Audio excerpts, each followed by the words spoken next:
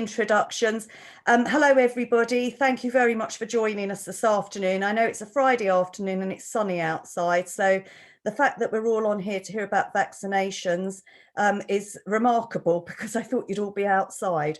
We're very lucky today to be joined by Professor Jim McManus, who is the Director of Public Health at Hertfordshire, and also we are joined by Susan Hamilton, who is from his team. Susan, you were on the last webinar, thank you very much. But Susan will have to jump off in a minute. And also, where has she gone? There she is. Avni Shah, who's also, she's the Director of Primary Care Transformation for Herts and West Essex Integrated Care System and Clinical Commissioning Groups. That is one hell of a title. So without further ado, I am going to hand over to them. But we will have a Q&A at the end of this session, and we're also joined by Better Business for All, which is part of the Hertfordshire County Council team. We have Jeanette Hollingsworth-Biggs from the Environmental Health Team Leader at Welling and Hatfield Borough Council. And we might also have Lauren, I can't see her on here at the moment, but we've got a team to answer questions of anything work-related with COVID and returning. So, Jim, over to you, and thank you very much. Okay, I'm going to try and share my slides, which have just disappeared behind another window, so bear with me for a second. And I'm happy for people to have copies of these, and indeed I'm very happy for people to ask any questions you like. So hopefully, hopefully you can all see that on slideshow view. Can you all see that? That worked, right? Fabulous. I'm going to nip through this fairly quickly, but I'm happy to answer any questions you like. And I want to say one of the things I'll do is put a link in chat to a brilliant little British Society of Immunology, otherwise known and loved as the Tufty Club. Guide to that ages me, doesn't it? The Tufty Club Guide to Vaccinations. It is fabulous, and I am biased because I am a BSI member, but it's probably one of the best booklets you could give to your staff, and it's online and free. Just a refresher, we know that the routes of transmission for SARS-CoV-2, the virus that causes COVID-19 disease, are droplets, so droplets from someone coughing, sneezing, speaking, or airborne aerosols, and that they get into you through your eyes, nose or mouth. And it is also possible, though lower risk, but it's still possible, to touch an infected surface and then touch your mouth, nose or eyes, and the virus can get in that way. So those are the main routes of spread, and it's very effective at passing, but it's also very easy to stop through distance and face masks and ventilation and vaccination. And you may have seen today there were 2 studies published. They're not peer reviewed, but it does seem to add to the cumulative weight of evidence that the vaccine is reducing transmission, not just infection, not just disease and hospitalization. And that's a really, really good thing if that happens, and it looks like we're heading in that direction. And by and large, I'm sure we've all seen, and I kind of get trolled on a daily basis on social media by people who are anti-vaccine and who think the vaccine, we don't need the vaccine at all. But actually, 94% of white Britons in March said they would take the vaccine, and it's gone up from 85% in December. And among ethnic minority Britons, and this is all minorities, all ethnicities, 92% now are saying they'll take the vaccine. So the overwhelming majority of the British public are very pro-vaccine, and the anti-vaxxers are in a wee echo chamber of their own, actually not being listened to and not getting purchase. And if you look consistently at all the polls, the overwhelming majority of people say now they will get the vaccine. Doesn't mean they don't have questions. And equally, it doesn't mean those questions aren't fair and sensible, because the kind of vacuum of information from national, when the vaccine first rolled out, meant that a lot of disinformation took its place. It's entirely sensible to have questions about vaccines. But if you have people in your business who are confident about the vaccine and who are confident that they'll have the vaccine, that promotes vaccine uptake very well. We know that from 40 years of experience. 4 big themes are emerging around why people have the vaccine. So doing it in order to be able to travel, evidence of the fact it works, the fact that the benefits are emerging over time. So people who were hesitant at the beginning are now saying, yeah, no, I will get this, it stacks up. And pressure from others, or the common good. I mean, my own view is that taking the vaccine not only protects me, but it protects others. And I've had my first dose. I had the AstraZeneca, the one that people are worried about the clots over. I haven't grown another head, although I have grown a new pair of glasses, as you can see. And I'm looking forward to my second dose of AstraZeneca. And they got to my age group, so I waited my turn, like everybody else. And they got to me a month earlier than they thought I would. They got to the 55 age group a month earlier than I thought they would. So over 650,000 people in Hertfordshire have now had their first dose of vaccine, which is phenomenal. And there's vaccine sites all over the place. There really are. And there are also pop-up ones. So for Ramadan, we'll be doing them in mosques. This weekend, we've got Afro GP, which is Hearts and Beds, are doing a pop-up clinic as well. We will continue doing that. We're also targeting some people. Every single person resident in an older person's home has been offered the vaccine now, and most of them have had the second dose. So we're well onto that. We use vaccines because they prevent infectious diseases. And they have been doing so for, well, ever since Jenner started with the vaccination for cowpox, which is where the word vaccine comes from, in the Latin for cow. There you are, it's Friday afternoon trivia with me. And they do work, and essentially vaccines do 2 things. One is they protect you, and the second is if enough people in a community are vaccinated or immunized, they will protect the whole population, because there are people in every population who cannot take a vaccine for medical reasons. And when we get to enough people vaccinated, the pathogen we vaccinate against finds it very difficult to circulate, and that's what we call either herd or population immunity. That doesn't mean we're out of the park as far as prevention is concerned, because actually the worst possible thing at the minute would be to have variants that emerge that the vaccine escapes. So every time somebody gets infected, the vaccine gets a lottery ticket to turn into a new variant. That's what viruses do. Sorry, the virus gets a lottery ticket. That's what viruses do. And if we stop the spread, we will stop variants that could possibly avoid the vaccine. So we need to keep going with vaccine plus face coverings plus hand hygiene for now. And I think when the evidence really mounts that the vaccine stops transmission, I think you'll see public health guidance for people who've been vaccinated change, as it is in Israel and America at the minute. Vaccines work essentially by making your body think it's been infected. It just presents a bit of an infectious agent to your body, so your body recognizes it when that agent comes back. That's as simple as that. And there are different ways of doing it. And this infographic, which you can have from the slides, some people actually have put this on the company desktop to kind of answer questions, but you're welcome to have these. Now, this is the culprit. It is what we call an envelope virus. So it's got a nice little envelope of proteins and fats around the outside. And it has that envelope because if it doesn't, the genetic material inside the virus, the bit that looks like a light bulb filament there, actually would simply be destroyed.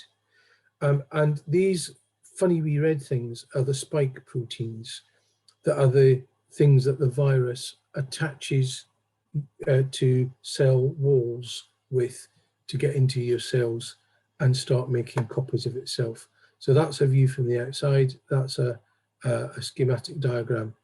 And if you can see that wee bit of the red filament, let's just assume that that's the gene or the bit of the virus that codes for the spike protein. And I would say that we're talking about RNA here, which is if your body's DNA, your cells were like the library of how your body's built, RNA is just a letter. It's an instruction, and forgive me if I'm putting that very crudely. Now, there are several types of vaccine on the market at the minute in use in the UK. I'm not going to talk about Sputnik and Sinovac and all the Russian and Chinese ones, but I am going to talk about Pfizer, AstraZeneca, and Moderna, which are the three that are out, and the Janssen, or the Johnson & Johnson, if you prefer, version as well. It's basically different types of technology to create a vaccine. So the first type is the Oxford AstraZeneca one, the one I've had. And it uses tried and tested vaccine technology that's been around forever, been around for years. They take an unrelated harmless virus as the shell, a bit like what you'd get in flu vaccine and other stuff, and certainly with the Ebola vaccine. And they insert a little bit of the genetic code for the spike protein of the SARS virus into that shell. That's then injected into your body in the vaccine. Your body basically makes the spike protein. That's all it makes. It doesn't make the whole virus, unlike many other vaccines. That's a really important point. And then those spike proteins are presented to your body, so your body recognizes them, creates antibodies, and builds an immune memory. That's how that vaccine works. And I think it's 4 weeks now since I had my first dose. So, my body's happily turning into an antibody factory to recognize this virus if it ever comes back again. It's important to realize it is only a specific protein of the virus. So you cannot make the whole virus. So any reports you've heard of people having this vaccine and making the entire virus, actually they've been infected with the virus. It's not the vaccine that's doing it. The next one are what we might call the genetic vaccines. Now, these were being developed in cancer technology, and I think had I had the form of cancer I had a very severe stage 4 cancer in 2012-13. Had it been 3 years later, I would have been in the trials for some of this stuff for treatment. So I'm quite interested in this. And this is the Pfizer and the Moderna vaccine. And basically, what they do is they take a segment of the genetic material that codes for protein again, and then they chuck it into a little envelope of fats and sugars as a coat. Why? Well, because if you chuck the genetic material in straight away, your body would just destroy it. So it's quite sensitive, but so is the envelope of fat and protein coat, which is why it had to be stored at such temperatures. And this is a completely synthetic vaccine. There's no live or real virus in there. It's a synthetic protein. And one of the reasons we got these vaccines so fast is because actually the whole genetic sequence of the virus was sequenced by computers in labs within a matter of weeks, processes that normally take years. So it's an advance in technology. It's been in development in cancer for some years, and we now have 2 vaccines already for it. And I think this will change the future of vaccine technology. The next type is what you call the protein vaccines, which will be the Novavax when it comes on the market, which is showing some very good results at the minute. And basically, again, you have proteins, but the difference here is it's a bit like a blunderbuss. They just collect bits of proteins and shove them inside a tiny particle of fat or a tiny envelope of fat and protein, and it's injected and it's released and your body recognizes it. No live virus. The difference with this vaccine really is that it's bundles of stuff into tiny little particles. So it's not a live virus shell that they, a weakened virus shell that they use, a bit like the Sanofi one. And people often use the word nano to say, well, that means there's a chip going in. Nano in Greek means dwarf.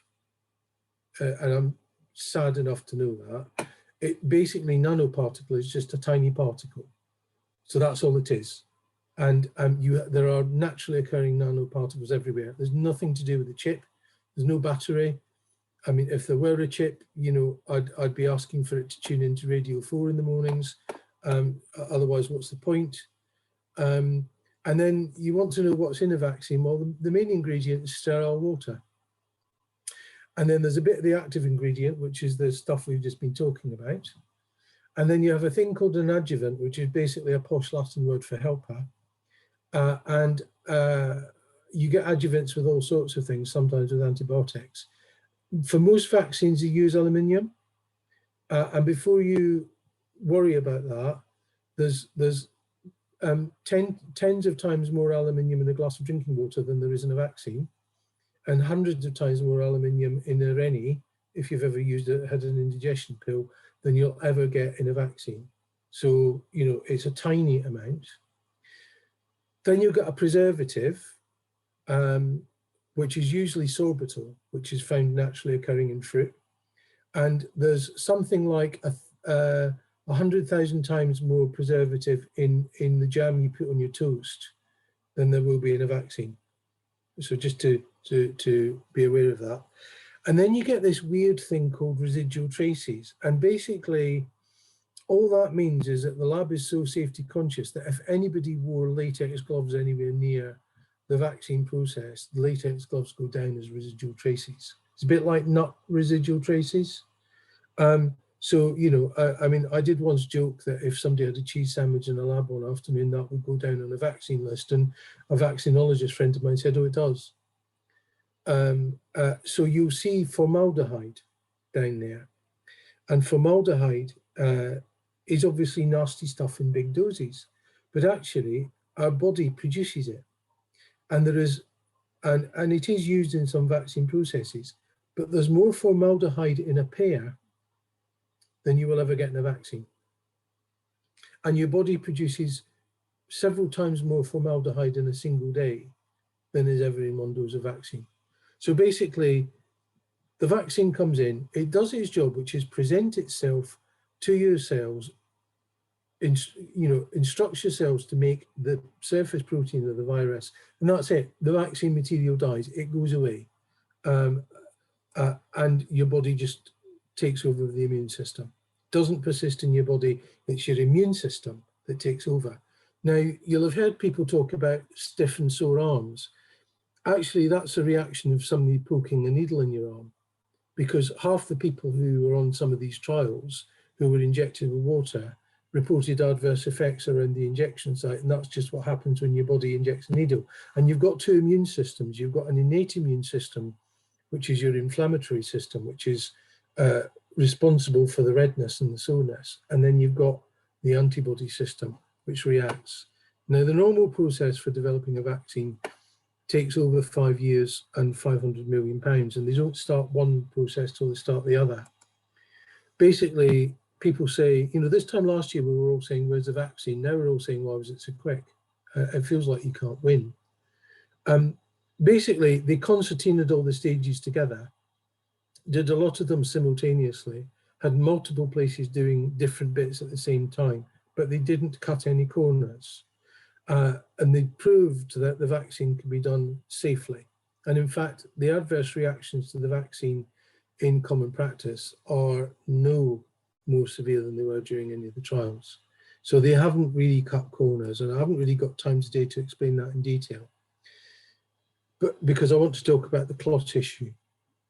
Now, what we have seen over the last 2 months is a developing story around clots that has had a bit of misreporting and a bit of confusion. And as we've got more data, we know what is happening. And it would seem that about 4 people in every million who have the AstraZeneca vaccine may have a rare form of blood clotting associated with it. That doesn't mean it causes it, but that means associated with it. Now, my family have a history of blood clots. I had the AstraZeneca. I'll have the second AstraZeneca dose because I think the benefits far outweigh the risks. But what they found was that the clots were happening in younger people. They were associated with a rare disorder of very low levels of platelets, which is one type of blood cell. And they're associated themselves with a reaction to something in your body called heparin. I won't go into detail, but happy to explain, or can write a paragraph explaining that in detail if you'd like me to. And in very rare cases, it was the clot plus the low levels of platelets that came together. And it was more common in women than in men initially. And when we got to the point where there were more cases than you'd expect by chance, then they started investigating. And what they've now said is, of course, anyone under 30 will be given the Moderna vaccine, not the AstraZeneca, because actually it is the benefits in those of us who are older far outweigh the risks. And when you get to a younger age group, the risks and benefits are evenly spread, so it's just easier to give them a different vaccine. Again, we're not saying the vaccine causes these, it's an association, but they're acting out of precaution to stop it. There is some suggestion that in women who are on the contraceptive pill, because there's a higher risk of clotting anyway, that might be a problem with the AstraZeneca vaccine. It might be that the clotting with the pill is more likely to be associated with clotting from the vaccine. We don't know that. Basically, what we know is that if you get COVID and are in hospital, nearly 2 in 10 people will get blood clots. So that's 2 in 10 if you're hospitalized, compared to 4 in a million if you're just getting a vaccine. In other words, if you filled Wembley Stadium with ordinary human beings who didn't have COVID, you'd have to have 1.5 Wembley Stadia full in order to have 1 blood clot. If you feel, and actually, you know, let's be honest, the risk of clots for women taking the birth control pill is very, very low as well. But it's a bit higher than the vaccine, but it is still low, so don't get worried. The risk of clotting, if you filled Wembley Stadium with people who'd been hospitalized for COVID, so that's, let's say it's 90,000, but let's say it's 100,000, you'd see 16,500 cases of blood clots. It is that level of difference. And that's why it leads us to say this isn't that much of a problem. And this is a good infographic. So your risk of serious harm due to these blood clots associated with AstraZeneca, if you're 55-year-old, it's 4 in a million. If you're 25, it's 11 in a million, which is why they will give you the Moderna vaccine now. But your risk of dying with coronavirus, if you're my age, is, you know, nearly 400 times that. It's 800 in a million. And your risk of dying due to an accident is 180 in a million. So let's be very clear that the benefits here outweigh the risks enormously. So I'm going to stop there. I'm very happy to provide written explanations to any of this if that helps, and indeed answer any questions. And hopefully I haven't taken too long. Jim, thank you so much. number one, factual and accurate, and number two, perspective, because when we're all scared of catching something or taking something, perspective seems to go out the window. So that was absolutely fabulous. And we have recorded this session, so you'll all get an email with the link. But if you have something you'd like to ask and you're a bit shy, we have a chat box, please use it. So our next speaker is Avni Shah, who is going to talk to us specifically about our rollout in Hertfordshire, how we're doing, where it's going and where we're at. So Avni, very good welcome to you. We'll take you off mute and there you go. Thanks very much. Thank you. I think Sarah's got a couple of slides, so thank you, everybody. So Jim's covered really a lot of depth in his presentation, and I know he has touched on the vaccination program as well, which is absolutely a very joined up approach, working with county council, borough councils, and all partners, to be honest, across Hertfordshire and West Essex to actually get this off the ground. So if we just move to the next slide, please. So the vaccination program, in all honesty, has been, to be in my career in the NHS, actually one of the most complex programs, if anything else, to actually implement with the pace as well, if anything. Jim touched on it in terms of all the vaccination sites that we've got across Hertfordshire and West Essex. And, you know, to be fair, we have really pulled it off across Hertfordshire, if anything else, from December, which feels a long time ago now, if anything, with, you know, general practice starting off working together as, you know, primary care networks to do it at population level or at locality level. And then obviously commissioning the larger vaccination centers, which we've got quite a few dotted around across the county and West Essex. And then more recently, we had some community pharmacies as well. And in all fairness, it is all hands on deck, because I think without any one of them, we would not have been able to achieve what we needed to achieve in any shape or form. Next slide. What we've got to really understand is that this is a very nationally controlled, driven program. And it is really, we have been, you know, absolutely monitored to the hawk, if anything else, in terms of exactly how much vaccine is coming through, how many vaccines are actually delivered. And to date, I really feel proud that across us, we have not at all, you know, had much wastage at all across the board. So whenever they have had, you know, doses of vaccine, we have identified other people on standby to actually get vaccinated. However, what it also shows as well is that we can only offer it as the national teams advise us to offer it to. So obviously we started with our most vulnerable patients.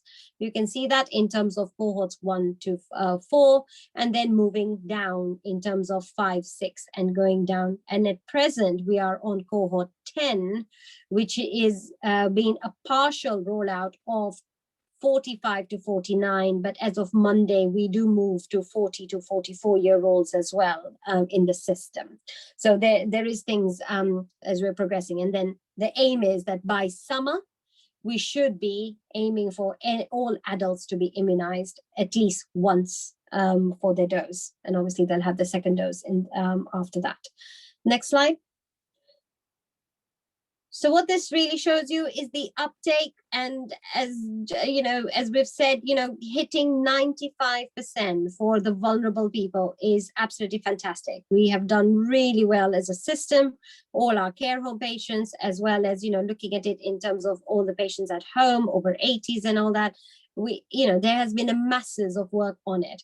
The health and care worker staff has been obviously a biggest priority as well, because they're the vulnerable, they are vulnerable themselves as well as taking care of vulnerable people as well. So we have really been focusing on that one and absolutely going through the issues in terms of race, BAME and all of that. And Jim has supported us through this work with the Afro-Caribbean as well as everyone to do some myth busting in terms of the vaccine program as well.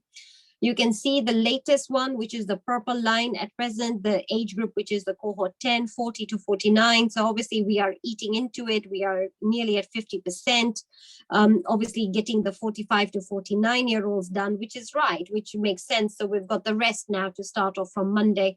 and actually make sure that we can achieve all of those in the next couple of weeks as well.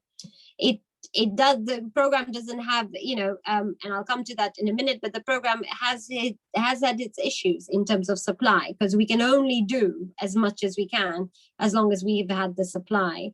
And I can assure you that at present across Hertfordshire and West Essex, we have enough capacity to deliver the vaccination program. We've got staff everywhere to deliver it, but we're not running at full capacity only because we do not have the supply to run it with. And that's a national thing, not a local thing at all. So the next slide, please. A huge focus has obviously been on health inequalities. And, as Jim said, there's a bit around care homes and the ethnic groups and the mosques and stuff, so which I won't touch on. But other than that, working with public health colleagues in the borough councils and everybody on it, the LDs, the learning disabilities, the severe mental illness, there has been masses of improvement in terms of getting all these people vaccinated. And we have a really good, robust action plan in terms of health inequalities with Jim's team, Louise Savory, and our teams to actually have a joint approach in all that we are doing, so that we can really eat into it and get work with the MSOA data to actually make sure that the areas that have low uptake, such as Watford, we are absolutely doing everything we can differently to get that uptake up. So what happens next, which is the next slide, which I don't have much to say, to be honest. So the next slide, please, is really what comes next. So the next, there is going to be continued progress on the vaccination. We are on target for 31st of July to actually, as long as the supply is coming in. Obviously, with the issues of the AZ as well, we are looking at new vaccines that are coming on board. We have got sites which can do Pfizer, a bit of Moderna, but we are, there is the Janssen one coming in, as well as the Novartis or Novax one coming in as well. But it doesn't end there at all. So there are already discussions underway at present to say, so what would boosters look like over the winter? What does it mean in terms of actually giving the vaccination with flu vaccination coming the winter that we're ahead of us? So I think there is more planning and everything else that's going to come into play. And what does that mean so that our whole society and everybody else as well is immunized as we go along, including children, as there are already trials on children going on, that it might be that there will be a COVID vaccination program for children as well come September, October time as well. So more to come on that one, but that's at the moment, that's all from me, but happy to take any questions. Lovely. Thank you, Avni. That was fascinating. And haven't we done well in Hertfordshire? It's like a military operation watching that. I can only applaud all of you involved. Absolutely amazing. You've done us proud. And I'm really proud to be sat on a same call as all of you, because that's fantastic work. So we did have Susan Hamilton, who works in Jim's team, with us earlier, but she's had to pop off, but she has given us a couple of questions. But before we go into question mode, may I just remind us of other experts that are on this call today. So thanks, Jeanette, for putting your camera on. Now I know what you look like. So we have Jeanette Hollingsworth. I think actually your name's a bit longer, that Biggs. Hollingsworth Big, can't see it all on the screen. And Jeanette is from the environmental health team, and she's the leader of that team at Welwyn and Hatfield Borough Council.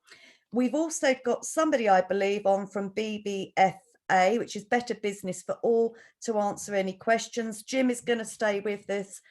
Avni is staying with us. So we're all here to take your questions. If you're shy, stick them in the chat box, but we'd love to see you. So put your camera on, wave at us, and we'll get to you and ask you questions. So 2 questions that have been put forward, and this is interesting for all of us.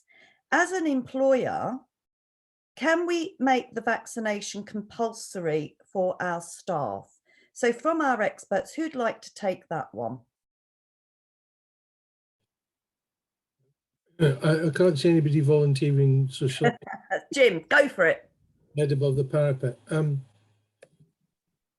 The short answer is it is possible for you to make it a contractual requirement, but one is there may be people who genuinely have to be exempted for that for either equalities reasons or other good operational reasons. So you need to take good legal advice and make sure that you're not either creating a situation where somebody can claim detriment under the Employment Act, or indeed where somebody can claim under the Equality Act. So you can make it a contractual requirement. It is probably easier contractually to make it a requirement for new employees than existing employees. But I know that the Hertfordshire branch, I think, of the Chartered Institute of Personnel and Development were working on this. And I'd say get some good employment law advice. For what it's worth, I think my experience tends to be that if you adopt a vaccine confidence program, even if you're going to make vaccination contractually required, adopting a vaccine confidence program where you answer every question people have, you have visible leadership in the organisation that's had vaccination, you have people talking about their experience, and you do it very honestly and very openly, and perhaps webinars like this for your staff and things, that will often help the take up of vaccination in your organisation, regardless or not of whether you go for mandatory vaccination for staff. So I would say, even if you do go for contractual requirement, do it with an education, engagement and uptake program. Don't do it in and of itself, would be my advice. And that's coming from the psychology of the uptake. Lovely, thank you, Jim. And Jim, thank you also for sharing some really good links in our chat box. So if you haven't gone to the chat box, please have a look. Some of you have. So if you're vaccinated, do we still need to continue the testing in the workplace? Once you've had your 2 vaccines, where does that kind of stand? And then we had a very good question that also came in that probably relates to this from Claire Fernall-Williams about herd immunity. Where are we with that? So if we start with testing, what's the view on testing in the workplace, even if you've been vaccinated? You still need to keep going with it. And the reason you need to keep going with it is that one person who's infected in a 4-week period can generate 400 other infections. So, wow. Yeah, so it would be, so I don't know if anybody remembers, there was a concert event that in the space of 3 months, they tracked the numbers and it generated 22,000 infections. So one person can create an epidemic if they keep infecting people. So testing will detect people who are infected who either haven't had the vaccine or can't have the vaccine, or have been infected before the vaccine generates enough of an immune response. Because the vaccine takes several weeks to really start kind of doing its stuff. And at the minute, of course, we don't know the vaccine stops transmission in all cases. We think it might be 90% of transmission is stopped, but that's not 100%. So that's why testing should continue. In terms of herd immunity, we need a threshold of 80%, and we're not there yet in the country. And we might be there in pockets of population, certainly in the above the 70s, we're over, but actually we need about 80%. So we've still got some way to go. Lovely, thanks, Jim. Could I invite Megan Mower? You haven't got your camera on, Megan, but you've asked a question in the chat box. Could I ask you to come on and ask the question directly? Hi there. Ask your question directly, Megan. Thank you. Sure, yeah, no problem. I was just asking if it was, because at the moment I think for the home test kits are for bigger businesses of over 50 people. Yeah, we were just wondering if that was possible for companies with less than 50 staff members to receive those. If so, how, when, what that might mean. Well, this would be one for Susan, wouldn't it? So my understanding was that the government scheme was open to all employers now, and I could be wrong. I don't know whether the registration deadline has passed, but we've got 500 businesses signed up for that. But could I suggest that you email Susan, contact Susan, or email me, and I'll pass it on to Susan, and we'll get a response back to you. And if it is possible, we'll help you to achieve it. Lovely. Thank you so much. Thanks, Megan, for asking the question as well. So I'm going to open it up to the floor and see if there's, please raise your hand or put it in the chat box. There must be other questions that you have, but before, have a little think. Maybe Jeanette, you might want to just give us a few tips from your perspective for businesses that are on this call today from a health and safety perspective and getting back into the workplace and trading with confidence. Hi, good afternoon, everyone. Yeah, just sort of going back to the testing question.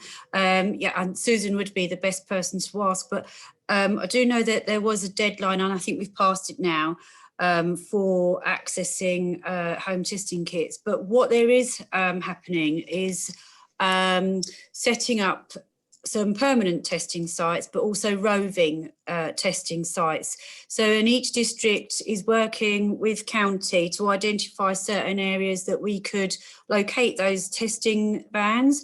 So if you're perhaps in an industrial area or a business park or something like that, or you want to almost club together with your neighbouring employers, contact your local council, your local environmental health team, and we'll make sure that that information is then fed back through to the county team who is responsible for the roving testing sites. So we want to make sure, and we are encouraging employers to help and facilitate their employees to get hold of testing kits.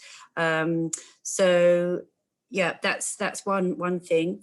With respect to how we can support you, so there's a number of ways that your district or borough council can support you in your workplace. First of all, if you're aware of a positive case, you have someone who's actually tested positive, first thing to do is, and the easiest, quickest thing to do is to contact your local environmental health team. They will make sure that PHE, so that's Public Health England, will get notified. But we will also be able to give you then direct advice as to what to do. And obviously the person who has tested positive will have been contacted and they should be in self-isolation. We will then assist you if needs be with any contact tracing, with any advice, with respect to timescales, how long people have to be off work and that sort of thing. There are a number of measures that you can do within your workplace to make sure you're safe. And obviously you've got the roadmap to comply with. So depending on what your business is, you may have just opened or you may be about to open. So what I would suggest is either contacting your local district environmental health team, or if you go onto the Hearts Growth Hub or the LEP website, we've created a toolkit with quite a number of guidance notes, risk assessments that you can use and adapt to your own workplace. And we can share the link, can't we, at the end? We can do that, or in the minutes. So not the minutes, but we can share that in the chat. What we would be encouraging is obviously is the things really haven't changed. So that's ensuring that your workplace is you're able to provide good hand washing facilities, good ventilation. This is really, really important. Good ventilation, so you're keeping a flow of air through if you're working within an enclosed space. Hand washing, making hand sanitizer available, but remembering that it works best on clean hands. So it's the washing of hands that is really, really the important thing.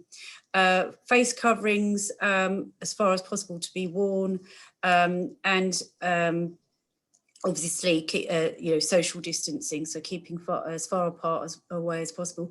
And I think, and what Jim said is right about creating a culture of confidence, being able to ask, for supporting employees and providing them with much information as possible, I think is also really important. And I think the other thing is as well, remembering that people, do get stressed. So there is an element of supporting your employees' health and well-being as well. So yeah, that's really sort of the key things. Is one about what to do if you've got a positive case. making sure you've got your COVID secure practices in place, and if there's any specific controls, just checking on the government guidance with respect to your specific your work activity. And if in doubt, just ring your local environmental health team. Lovely. Thank you, Jeanette. Just one more thing I wanted to ask, and I know I'll Do. Please, what we really would like from businesses, if you could feedback to us as to how best you like to be approached, because we're very much aware that we're sort of bombarding people with information. So we would really appreciate if you could feedback how you want us to approach you to give you that support and advice, if it's calls, visits, letters, posters, just please, any of that feedback is really, really useful for us. So thank you. Lovely, Jeanette. Thank you very much. We are going to ask 2 questions before we finish this webinar, a poll, which we want you to take part in. So somebody needs to remind Briege to keep an eye on the time. But I am going to ask Diane Saunders to ask a question, because has anybody else experienced this? Where are you, Diane? Oh, she's gone, has she? I can't see her. So Diane is saying she registered for the in-working testing within the time. I'm here, Briege. Oh, I can't see you.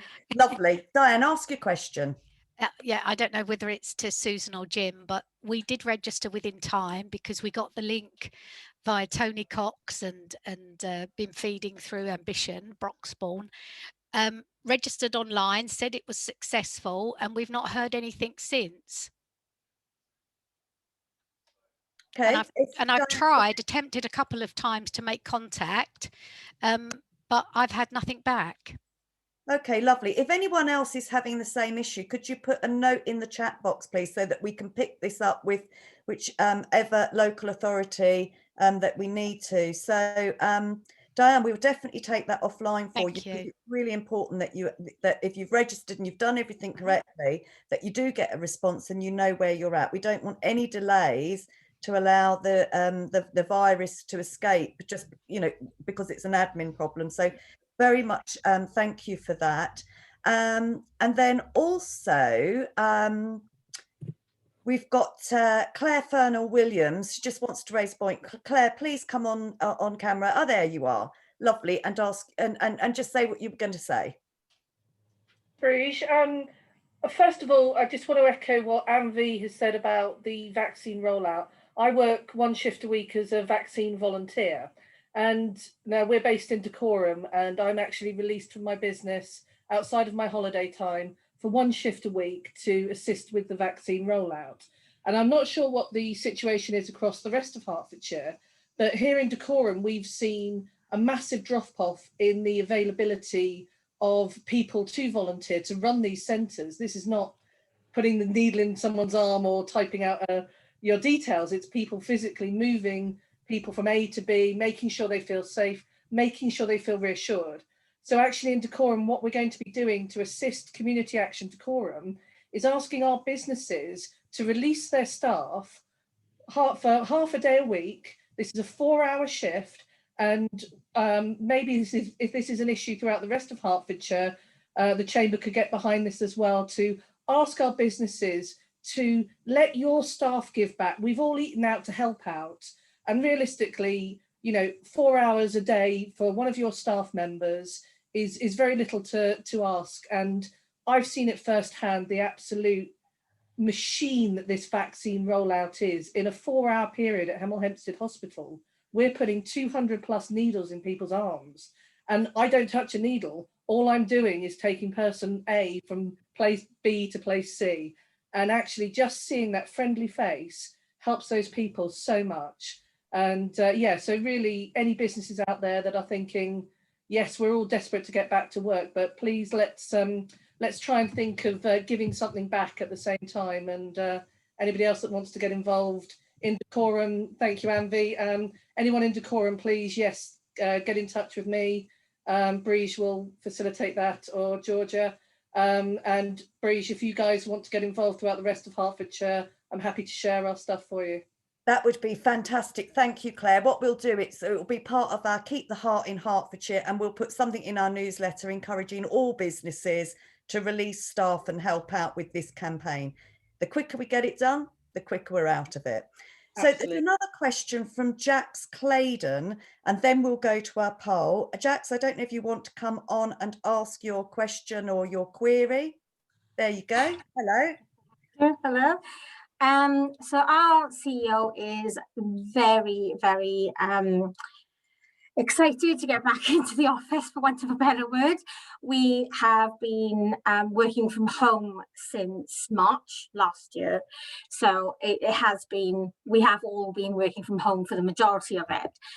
But he is now seeing, because of all this stuff that's out in the press and you can get home testing and things, he's quite eager to have the staff member have the responsibility of having their tests Sunday before they're due to come into work on a Monday. We're talking about the flow tests now, as well as halfway through the week.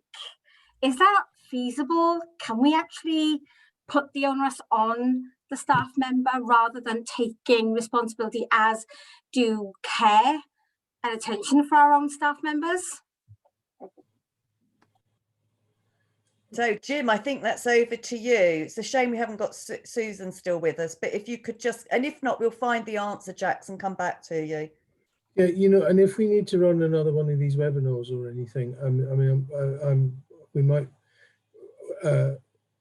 or indeed anything else we need to do. I hope our chamber friends will be up for it. We are certainly up for helping with it. The new scheme, or the scheme as it's going for staff, is suggesting that everyone gets tested at home. So the short answer is, my understanding is, certainly with a lot of NHS staff, as Avni will tell you, and a lot of public sector staff, our testing happens at home. So we're quite used to it. And in some respects it is better, because you, I mean, forgive my language, but you don't have an awful lot of potentially infected gob, as a technical term, or some might, or snot, depending on, you know, where you shove the test kit, knocking about the office. And it's probably safer and slightly easier. So there are advantages. If you're really, really worried, Jeanette was talking about our new roving model of rapid testing. So people could just walk in and get a test in one of the testing sites if you're really, really worried. So I think the government is expecting to move towards home testing, because, you know, they change their mind whenever there's a Y in the day on how the national testing programme is run. But I think they've kind of decided they want to move towards home testing. And there are advantages to that. But if needs be, we will sit down with you as a business and talk you through that and make sure we reassure people. The schools have taken to it actually really well. Lovely, thank you, Jim. May I also suggest, you know, we put this out to all our members and wider in Hertfordshire. I get it's a Friday afternoon, but this has been absolutely fantastic. We've got the experts on this. You must all know a business. You might be even going to the local pub tonight to have an outdoor drink. Please tell them how good this was and get them to contact either BBFA, the Environmental Health, their local council. This is being recorded. It's a shame that, you know, that some people are going to miss out, but it's up to us to spread the word. So if you know somebody who's going to benefit from that, should have been on this, please, please, please. Jeanette, you had your hand up. Yeah, I just there's some common themes that are coming out, and this has come out with some other webinars that we've done as well. And this is very much about what role or what responsibility employers have, and how far they can go in their asks from their staff. And I think what we, and also BBFA, are looking to do is to get some more, it's more along sort of employment law we're looking at here. So we're looking at maybe involving ACAS, and maybe we can do a webinar specifically on how far you can go as an employer with asking X, Y, and Z from your staff. And I think that's an area of work that that's coming quite obvious now, that there's a need there. Lovely, thanks, Jeanette. Alison, you're going to tell me that I'm running out of time. You are running out of time, but I just wanted to add to what Jeanette just said, which is that we have actually got another webinar planned for the 20th of May which is on staff safety, and we have got some lawyers on that webinar who hopefully will be able to help with questions like that last one. So excellent. be on our website very soon. Lovely. So who is running our poll, Alison? Is that Sarah? Okay, Sarah, do your magic and put the questions up. Please take part, because it's so important. Thank you.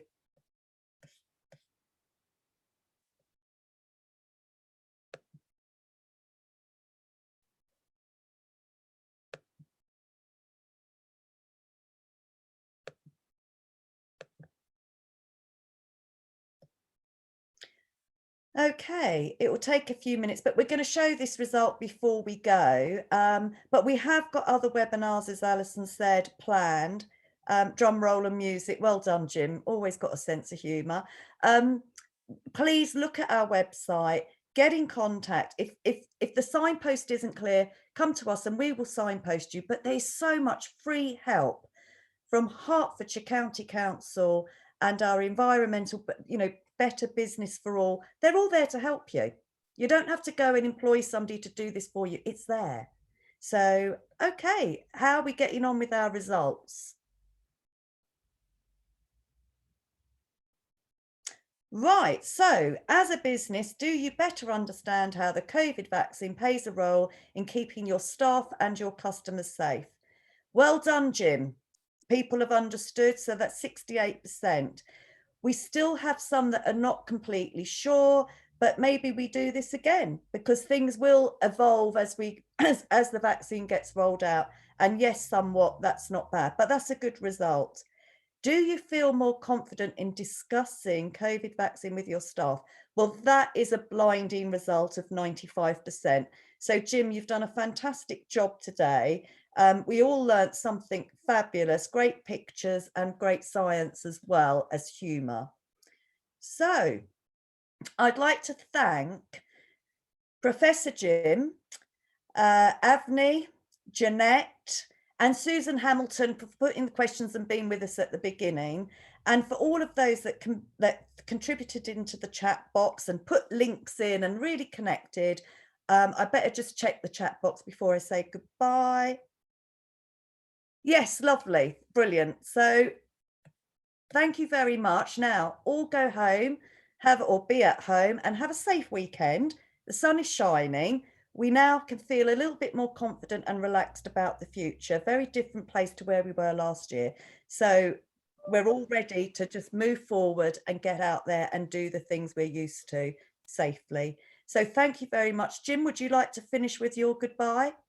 Can't go without hearing from you. You're on mute, but. Well, that's very kind of you. I mean, I have to say, I have been blown away by people like Avni, the NHS, volunteers, staff, our environmental health teams, press teams, you folks. We are a movement to get rid of COVID, and actually we will win. And it's because of everything each and every one of you does. And we want the county open and we want the county trading safely. So if you've got questions, we're here to answer them. And thank you so much for all you do. There's really good news at the minute, because the virus is reducing, the positivity is reducing, and it's good news and positive. Nobody in Hertfordshire has died this week because of COVID. I mean, that's just fabulous. I mean, that news made my week. So That's of the week. So keep on going. You're doing an absolutely fantastic job, and it is you and each and every one of you who will bring to that. Lovely. Thanks, Jim. Have a safe weekend, everybody. We'll see you on the next webinar where we'll have the lawyers in. So anything you want to know law related and employment, join us and spread the word. Thank you.